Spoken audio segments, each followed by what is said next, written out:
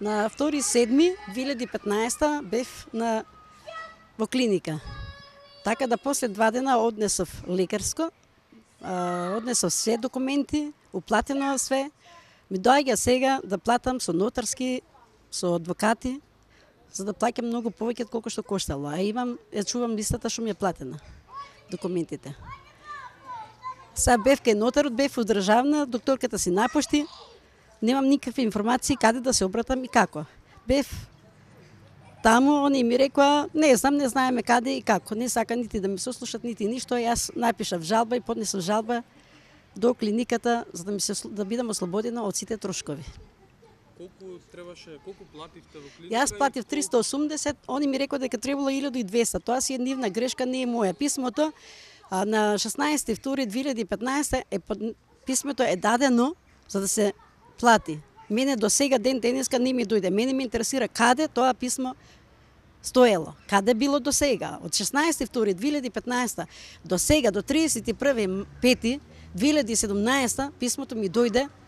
Курирот ми го донесе дома, присилна да наплаќам со нотари, со адвокат. Ако не за 8 дена рок, ако не поднесам жалба, ќе ми дојде забрана за да не можам пари да се извадам од банка. Доколку и тогаш не платите, ви се заканија со извршител? Они ми се заканија со извршител сега. Јас немам пари, јас сум под завод. Технолошки вишок. Јас им реков дека јас сум технолошки вишок, зашто да платам? Не сум виновна, да сум виновна, да, меѓутоа јас не сум виновна, не се осеќам дека сум виновна, затоа што јас убаво се однесов све што требаше документи после 2 дена и се платив и си го чувам резултатот. И со тоа имам, значи, чим сум земала резултат, не сум должна. Ако бев должна, немаше резултатот да си го добијам. Со се адвокатски и нотарски трошоци, колку доаѓа сумата? Па не знам, некаде доаѓа, можда 6-7 илјади, не знам точно колку. А од курирот што ми го донесе, те молам вика да одиш затоа што не си само ти, има многу такви луѓе, ако не одиш за рок од 8 дена да поднесе жалба, ќе ти доаѓа некаде околу 20 илјади. Како може од 380 динари 20 илјади да се плаќа? И плюс, зашто до сега да стои некаде? Значи тоа тие писма, тие документи некаде некој ги крие, некој работи со нив.